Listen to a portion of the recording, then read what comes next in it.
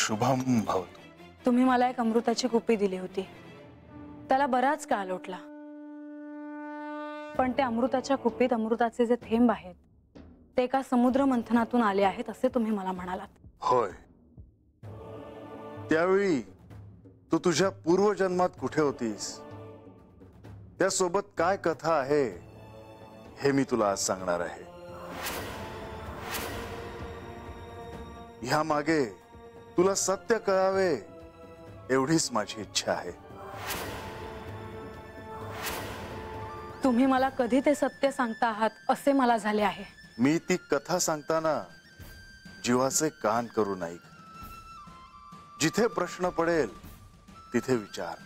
होय, मी ध्यान देऊन ती गोष्ट ऐकेन।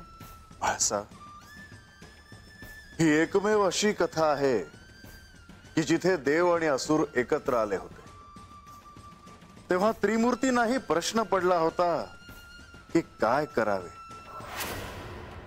पण जेव्हा ही घटना घडली तेव्हा माझे तिथे केवळ अस्तित्व होते की माझ्या हातून काही विशेष घडले होते? सांगतो, ऐक, त्यातून तरी तुला काहीतरी आठवेल।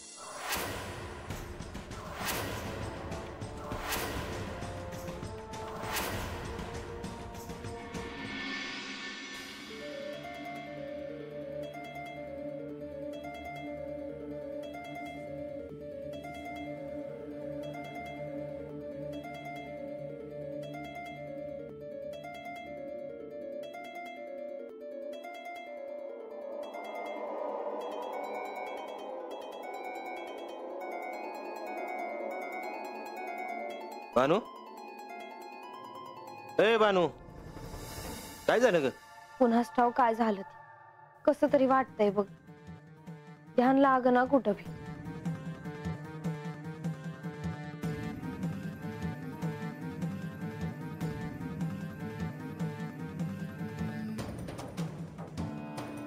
तुम्हाला काही हवं असलं तर तसं सांगाजी मला। तुला या विचारू का? विचार की। नाही म्हणजे आता तो हात आली समजासनी ठाव झालंय, तो हात नव्हती तर आख्यान बी होत नव्हतं, पण आता आलीस तर आख्यान होया ना गोय। वय वय, तसं नाही, म्हणजे आख्यानामध्ये कळल का तू कोण आहेस ती, पण आख्यानच झालं नाही तर कसं कळायचं? वय की, परत आख्यान झालं नाही त्याला मी तरी काय करू र? मग देवासनी विचार की, नाहीतर माळसा देवीसनी समज कळायचं आणि तुलाच काय कळायचं नाही असं व्हाया ना ग। म्हणून म्हणतोय आता देवासनी विचार।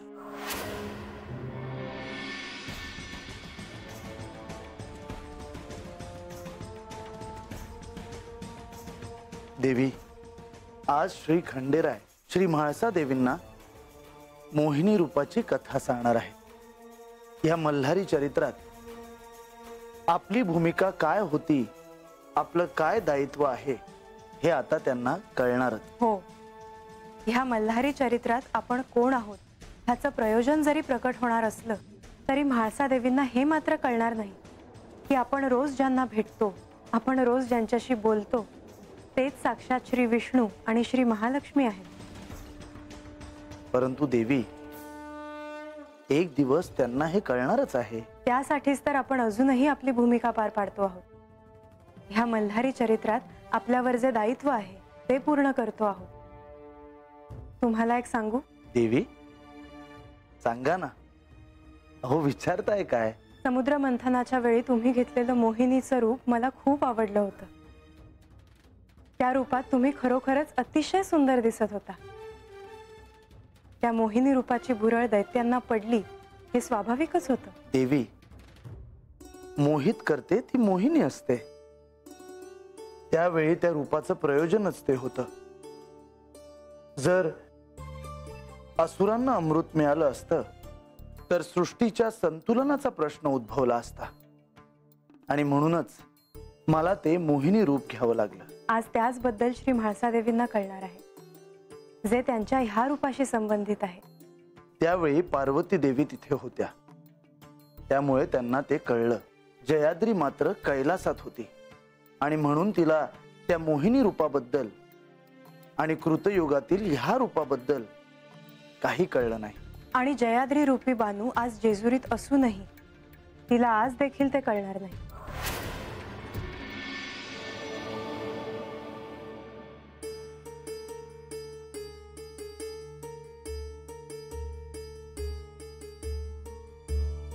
गडावर ह्यो प्रकाश कसला म्हणायचा?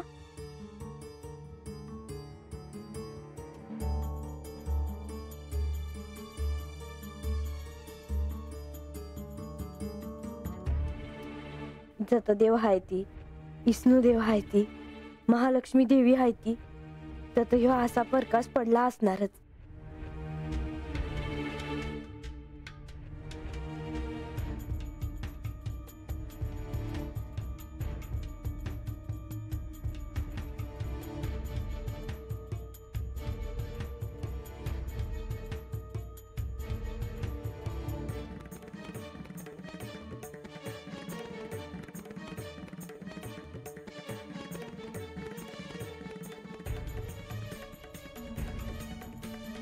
लक्ष्मी देवी, मी आता आले ते तुमच्या पाय. तुम्ही मला वाट दावली. तुम्ही म्हणलासा का जेजुरीला ये, आणि मी आले बघा. हातच मला माझ्या अगोदरच्या जन्माबद्दल कळणार आहे. मला आता काय कळणार आहे, कसं कळणार आहे हे काय बी ठाव नाही. पण जसं मला तुमच्या रूपाबद्दल ठाव झालं, आख्यानातनं काय बाय कळालं, तसंच अजून बी लय ठाव व्हायचं आहे मला. ते ठाव व्हावं हेच मागणं आहे माझं. तुमचं ध्यान आणि आशीर्वाद असू द्या जी. म्हाळसा, आज ही कथा ऐकताना तुझ्या आत साचून राहिलेला क्रोध बाजूला ठेव.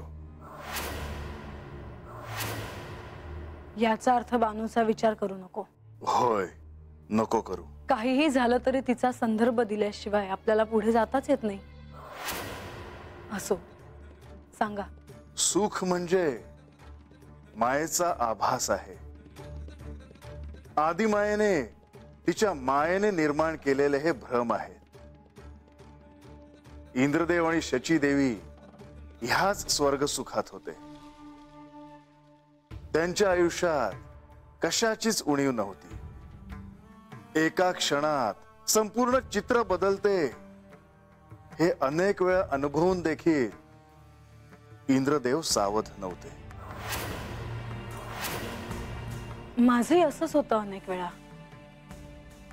असं वाटतं सुख आहे, आणि नंतर कळतं भ्रम आहे. सुख म्हणजे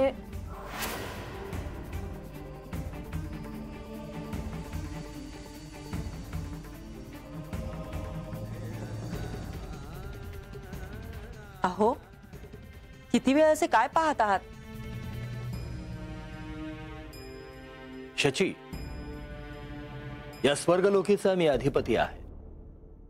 पृथ्वीवरील पंचमहाभूतांचे संचलन माझ्या हाती आहे. सर्व शक्ती माझ्या अधीन आहेत, आणि दारी कल्पवृक्ष आहे. हे केवळ सुख नव्हे, हे महासुख आहे. हे भोग नव्हेत, हे महाभोग आहेत. तुम्हाला असे आनंदी झालेले पाहून मलाही आनंदच वाटतो. पण कितीही काही झालं तरी ही सत्ता आहे. हा सगळा आनंद सत्तेमुळे आहे. सत्ता काय आज आहे तर उद्या नाही. शची, हे काय बोलतेस तू? तू कसलीही शंका घेऊ नकोस किंवा कुठलीही काळजी करू नकोस. या स्वर्गलोकावर माझीच सत्ता राहणार. योग्य आहे तुमचं. असं सुखाच्या क्षणी शंका घेणं म्हणजे, पण का कोण जाणे, मला कसली तरी चाहूल लागते.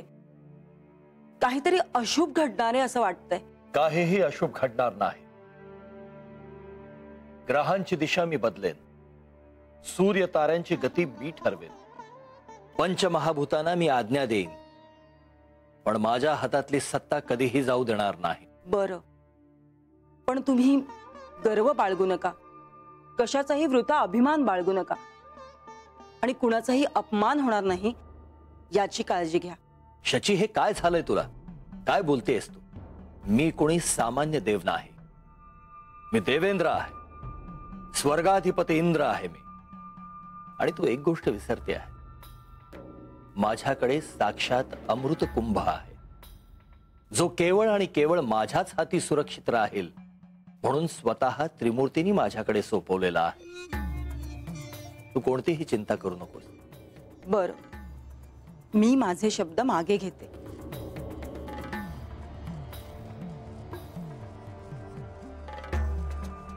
पुढे काय घडलं? शचीदेवींना असं काय जाणवलं? सांगतो. एकदा इंद्रदेव आणि दुर्वास ऋषी यांची भेट झाली. दुर्वास ऋषी म्हणजे कोण? अत्री ऋषी आणि अनुसूया माता यांचा पुत्र म्हणजेच दुर्वास ऋषी. अनुसूया माता त्यांच्या सत्वासाठी ओळखल्या जातात. त्यांच्या सत्वापुढे साक्षात त्रिमूर्ती देखील शरण आहेत. शिवरूपात एकदा माझे श्री विष्णू आणि श्री ब्रह्मदेव यांच्याशी भांडण झाले होते. पण त्रिमूर्तींमध्ये भांडण? होय, पण ते भांडण सामान्य नव्हते. त्या भांडणाचे पुढे काय झाले? मी माझ्या क्रोधाला अनुसूया मातेमध्ये रूपांतरित केले. पण असे का? कशासाठी? कारण त्यातूनच दुर्वास ऋषींचा जन्म झाला. म्हणजे स्वाभाविकपणे तो क्रोध त्यांच्यात अवतरला असेल. होय, दुर्वास ऋषी म्हणजे माझेच प्रतिरूप होते. त्यांच्या क्रोधाचे भय सर्वजण बाळगून होते. त्यांच्या समोर आपल्याकडून कोणतीही चूक होऊ नये म्हणून जो तो काळजी घ्यायचा. दुर्वास ऋषींच्या शापवाणीचे भय असल्यामुळे जो तो त्यांच्या समोर नम्र असायचा. असे हे दुर्वास ऋषी आणि इंद्रदेव एकदा समोरासमोर आले.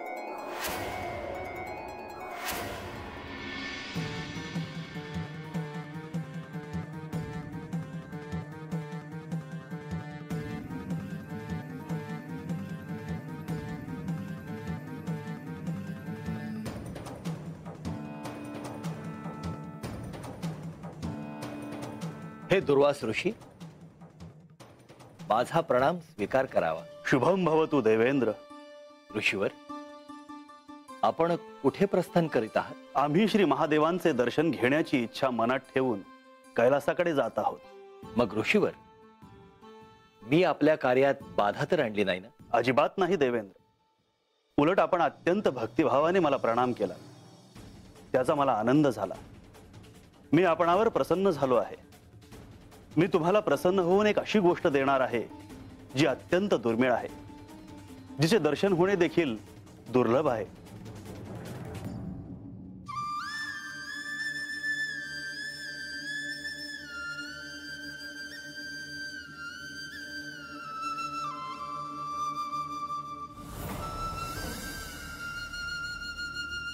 देवेंद्र, हे श्री विष्णूंना प्रिय असे पारिजाताचे पुष्प आहे. हे मी प्रसन्न होऊन तुम्हाला देतो आहे.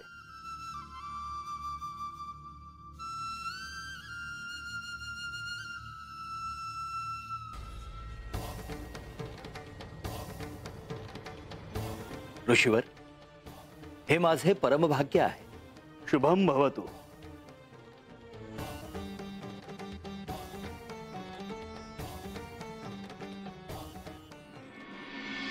श्री विष्णूंच्या हातातले दिव्य पुष्प दुर्वास ऋषींनी देवेंद्रांना दिले, म्हणजे दुर्वास ऋषींना कशाचाही क्रोध आला नाही. देवेंद्रांनी दुर्वास ऋषींना प्रसन्न केले म्हणायचे. तसे नाही.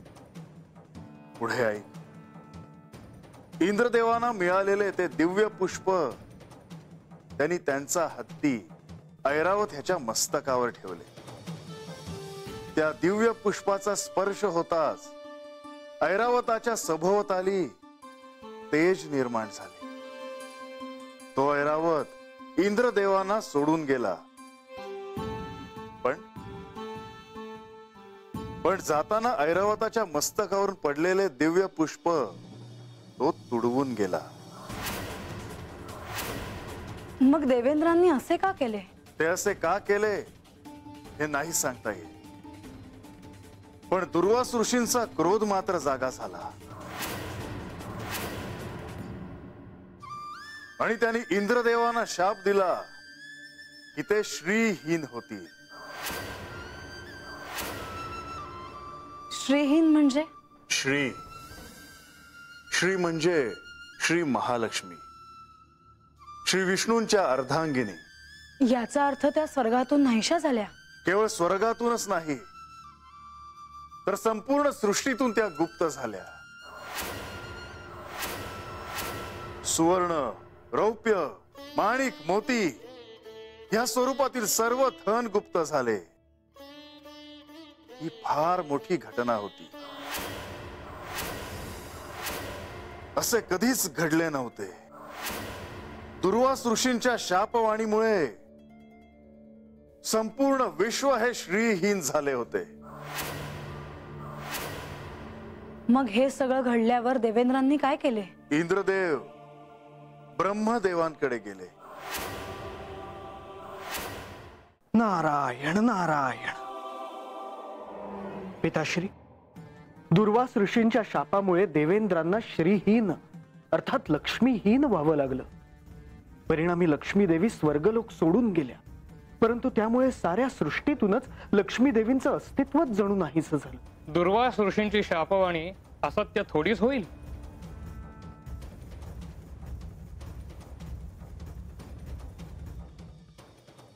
हे श्री ब्रह्मदेव, माझा प्रणाम स्वीकार करावा. यावे देवेंद्र, यावे. आपली ही अशी भेट होईल अशी कल्पना केली नव्हती. एकेकाळी स्वर्गलोकातील ऐश्वर्याची सर्वांना भुरळ पडली होती, परंतु आता नारायण नारायण. माझ्या हातून अत्यंत घोर अपराध घडलेला आहे याची मला जाणीव आहे, ज्यामुळे सर्व देवांनाच दुर्वास ऋषींच्या शापाला सामोरे जावे लागले आहे. केवळ देवच नाही देवेंद्र, दुर्वास ऋषींनी जो शाप दिलाय त्यामुळे साऱ्या सृष्टीतूनच श्री लक्ष्मी देवींचं अस्तित्व नाहीसं झालं आहे. आता साऱ्या सृष्टीलाच त्याचे परिणाम भोगावे लागणार आहेत. हे ब्रह्मदेव, म्हणूनच मी आपल्याकडे धावून आलो आहे. नारायण नारायण. परंतु देवेंद्र, श्री ब्रह्मदेव तुम्हाला कसे सहाय्य करणार? ते या क्षणी मला ज्ञात नाही. पण हे श्री ब्रह्मदेव, माझी आपल्याला विनंती आहे, आपणच काहीतरी मार्ग काढावा. त्यातच साऱ्यांचे हित आहे. देवेंद्र, तुमच्या हातून श्री विष्णूंना प्रिय अशा पारिजात फुलाचा अपमान झालेला आहे आणि त्यामुळेच तुम्ही श्रीहीन झालेला आहात. तुम्हाला ते पुन्हा प्राप्त करण्यासाठी श्री नारायणांचे कृपा आशीर्वाद आवश्यक आहेत. त्यांची कृपादृष्टी होताच गतवैभव पुन्हा प्राप्त होईल. श्री लक्ष्मी देवी पुन्हा स्वर्गलोकी येतील. नारायण नारायण.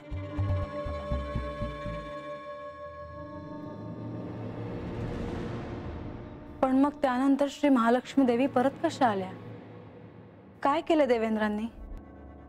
ब्रह्मदेव एकटे निर्णय घेणार नव्हते. काय करायचे हा निर्णय त्रिमूर्तीने घेणे अभिप्रेत होते. पण मग स्वर्गात, सृष्टीत काय परिस्थिती होती त्यावेळी? विपन्न अवस्था होती सर्वत्र. मनुष्य, देव, दैत्य यांनी संचय केलेले धन गुप्त झाले होते. सुवर्ण, रौप्य, हिरे, माणिक, मोती याने सजलेला स्वर्ग अत्यंत दरिद्री झाला होता आणि त्यात दैत्यांचं लक्ष स्वर्गाकडे गेलं. पण तिथे तर काहीच नव्हतं. मग दैत्यांना काय मिळणार होतं? सत्ता. सत्तेला धर्म, असत्यता, श्रीमंत, दरिद्री हा भेदाभेद नसतो. तुम्ही कोणाकडे निर्देश करता आहात? दैत्यांचा राजा बळी, त्याने स्वर्गावर आक्रमण करून अमृत चोरण्याचे ठरवले. आणि ही गोष्ट इंद्रदेव आणि शची देवी यांना ठाऊक नव्हती.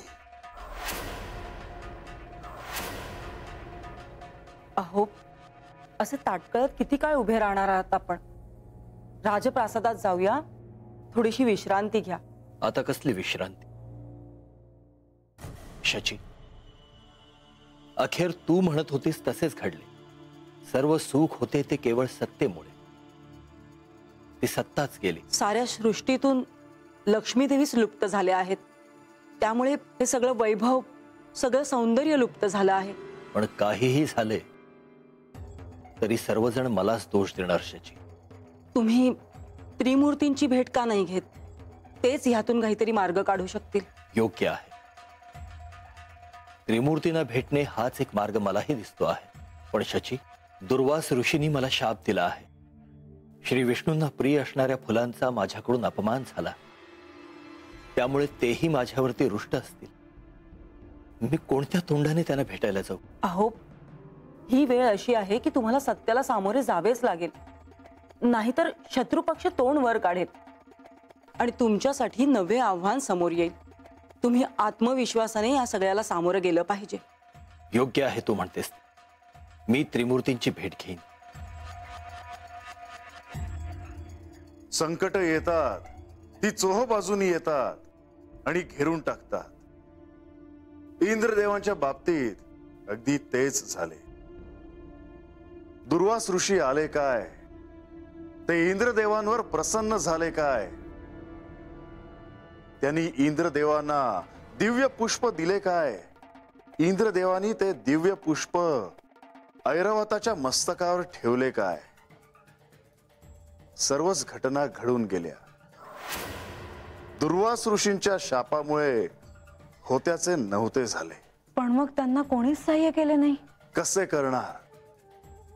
कारण तोपर्यंत स्वर्गावर आक्रमण करून अमृत हस्तगत केले होते. याचा अर्थ दैत्यांच्या हाती अमृत लागले होते. होय, यशस्वीरित्या ते त्यांनी चोरले होते.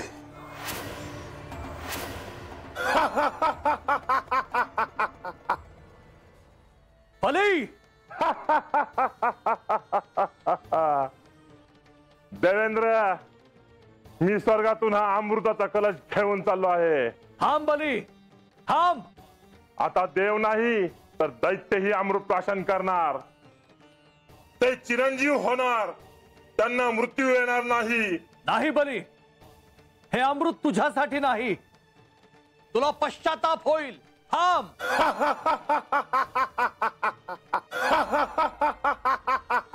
हा संघर्ष इंद्रदेव आणि बळी यांच्यामध्ये अमृतासाठी होता. जर बळीने अमृत नेले तर तो दैत्यांचा तारणहार ठरणार होता. बळी ठरवणार होता की अमृत कोणी कोणी प्राशन करून मृत्यूवर विजय प्राप्त करायचं ते. पण त्याआधी तो स्वतः अमृत प्राशन करणार होता. याचा अर्थ दैत्य त्याचे स्वप्नही पाहू शकत नाही. ते त्यांच्या जवळ होते. होय, इंद्रदेवांना हे भय होते की जर दैत्यांनी अमृत प्राशन केले तर इंद्रदेवांची सत्ता जाईल. त्यामुळे इंद्रदेवांनी बळीकडून पुन्हा अमृत मिळवण्यासाठी प्रयत्नांची पराकाष्ठा केली. पण मग ते अमृताचे काय झाले?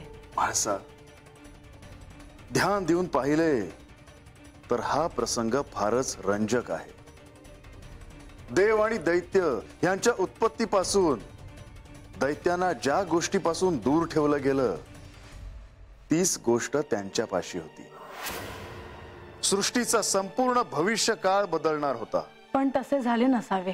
होय, या दोघांच्या संघर्षामुळे अमृत आकाशातून समुद्रात पडले. समुद्राने ते आपल्यात सामावून घेतले. ते दैत्यांच्या हाती लागले नाही हे मात्र उत्तमच झाले, नाहीतर दैत्यांना थांबवणं अवघड झालं असतं. इंद्रदेव आणि बळी यांना जाणीव झाली होती की त्यांच्या हातून काहीतरी भयंकर असे घडले आहे. त्यांच्यावर त्या अमृताचे रक्षण करण्याचे दायित्व होते, पण त्यांना ते सांभाळता नाही आले.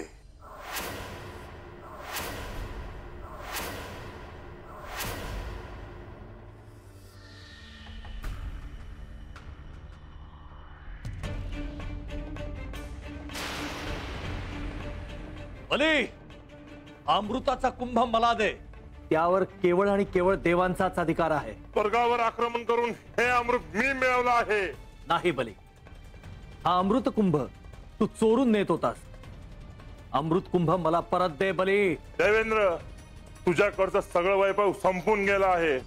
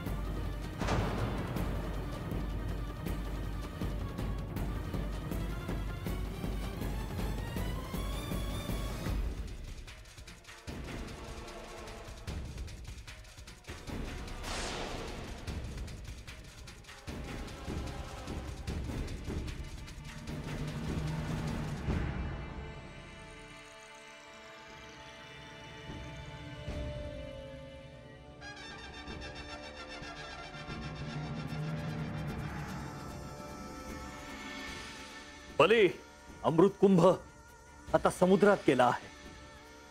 याचे दायित्व तुझे आहे. श्री महादेव, श्री ब्रह्मदेव आणि श्री विष्णू यांना तुला उत्तर द्यावे लागेल. मी कोणालाही उत्तर देणार नाही आहे. मी जे काही केलं ते दैत्य कुळासाठी केलं. हा अमृत कुंभ तुझ्यामुळे समुद्रात पडला आहे.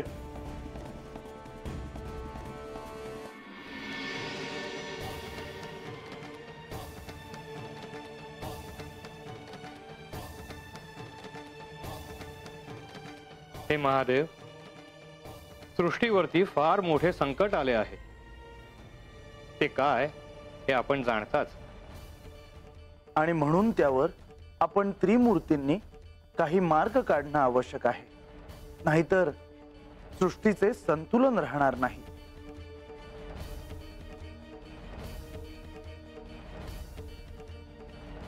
श्री विष्णू, ब्रह्मदेव,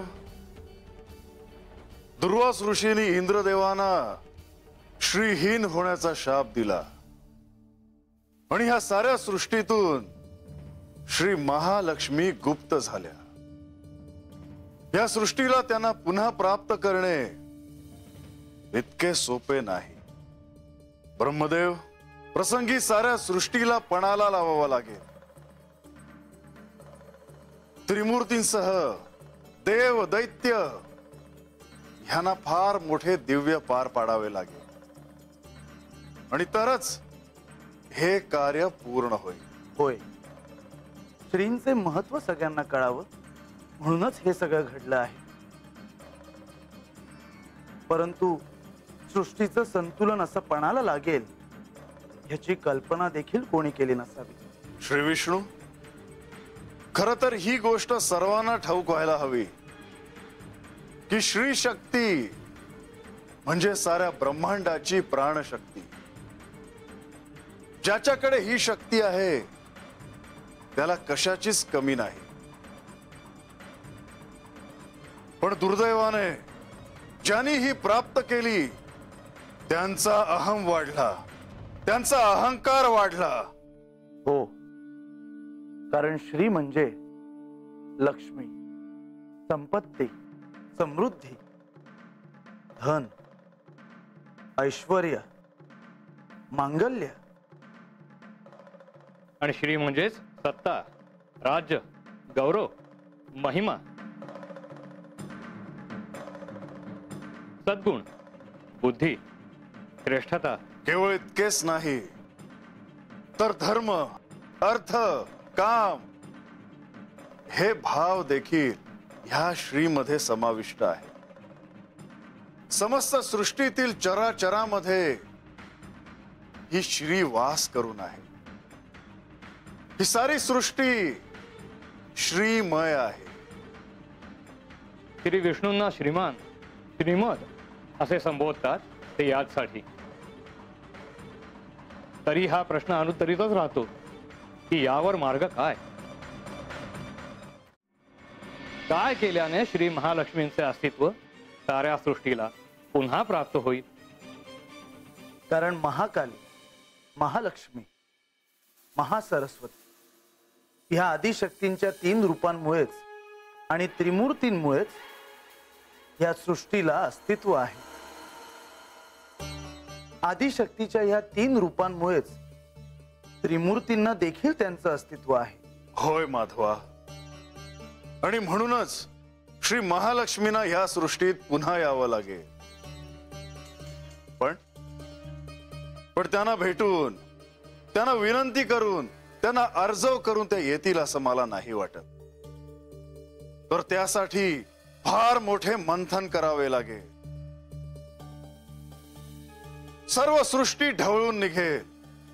देव आणि दैत्य ह्यांना एकत्र यावं लागेल. या साऱ्या सृष्टीसाठी हे अत्यंत आवश्यक आहे.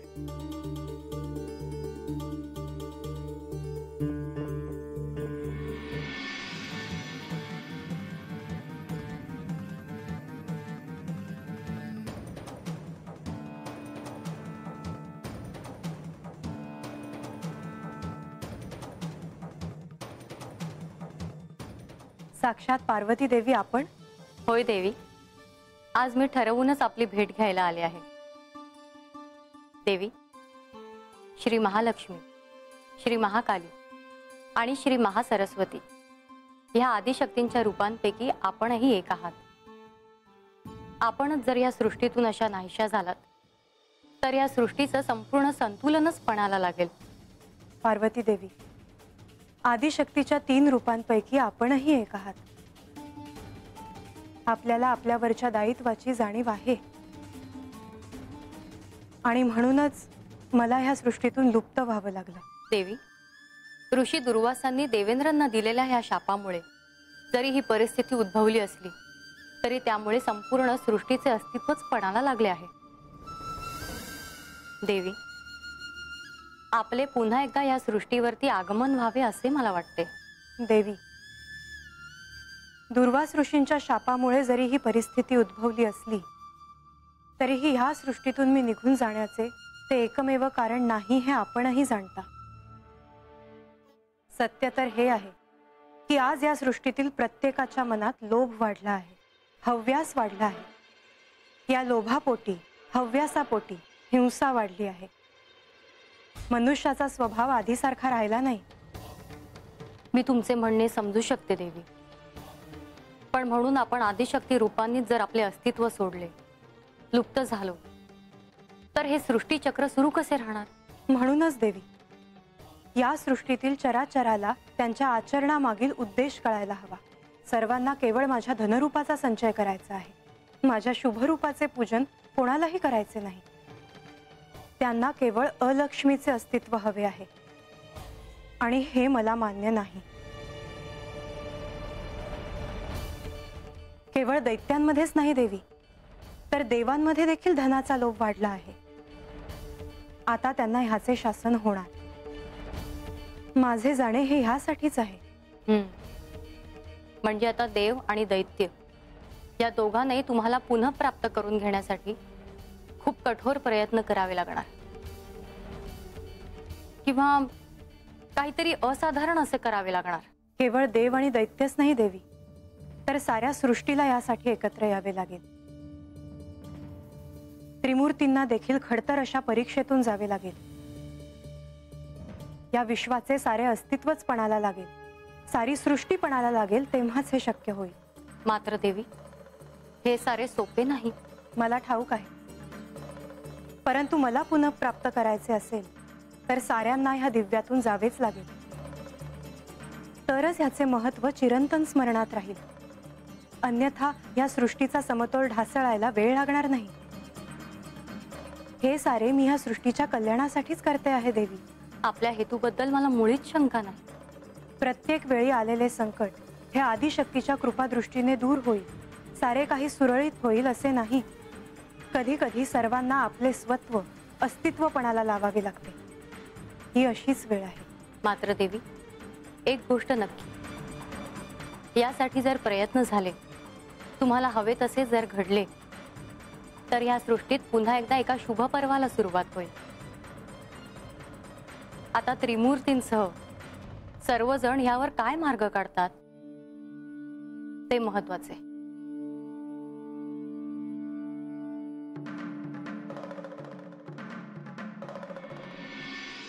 काय विचार करते आहेस? पार्वती.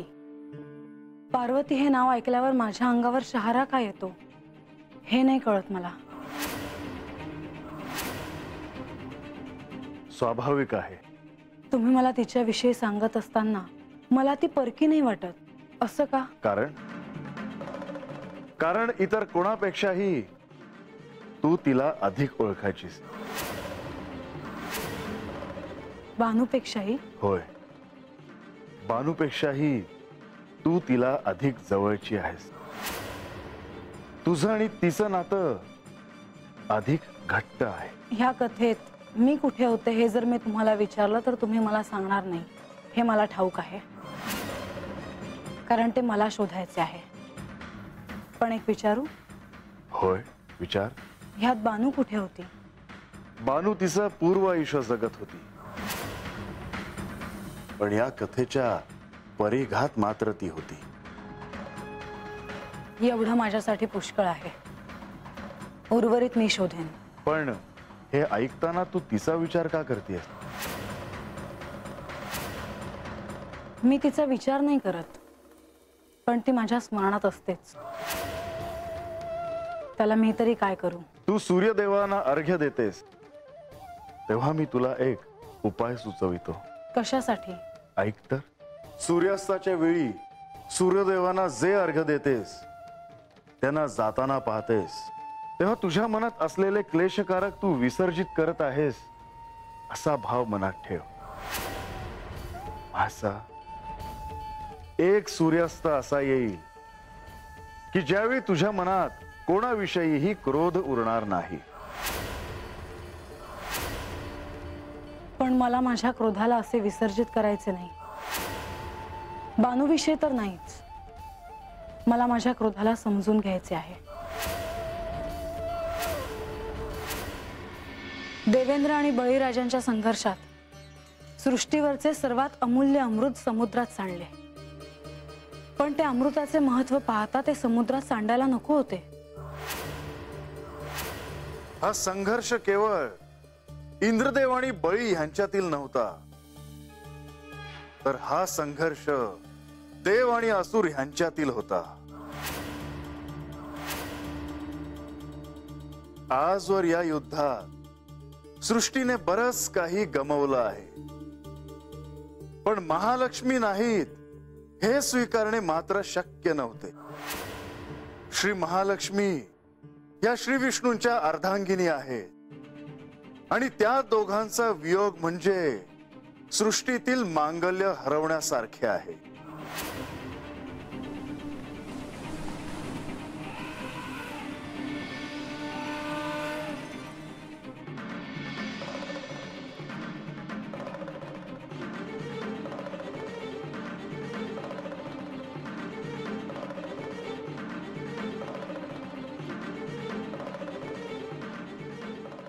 मला तर त्या दोघांकडे पाहून असं वाटतं की ते दोघे वेगवेगळे नसून एकच आहेत. आणि असं असताना ते वियोग कसं सहन करतील?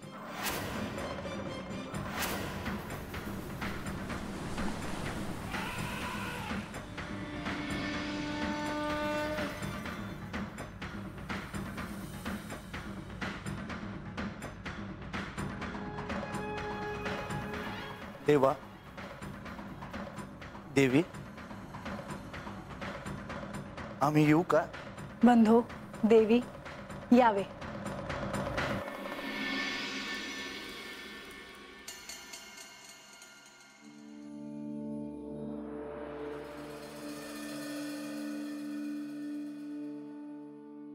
आज जेजुरी गडावर रात्रीच्या प्रहरी देखील प्रकाश पडला आहे. हे तेज कसलं म्हणून शोध घेत इथवर आलो.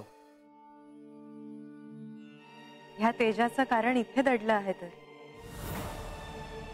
हो, हे मला समुद्र मंथनाची गोष्ट सांगतायत. प्रधानजी, लक्ष्मी देवी, आपण अगदी योग्य वेळी आलात. मी म्हाळसेला श्री विष्णू आणि श्री महालक्ष्मी यांच्याबद्दल सांगत होतो.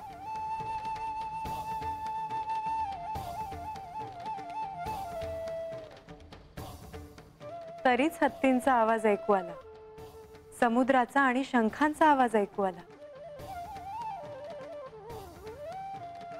देवा, आपल्या ह्या कथेत आम्ही व्यत्यय तर नाही आणला ना? नाही बंधू, बरं झालं तुम्ही आलात. त्या निमित्ताने तुम्हालाही ही कथा कळेल. पण मला असं का वाटतंय की तुम्हाला ही कथा ठाऊक आहे?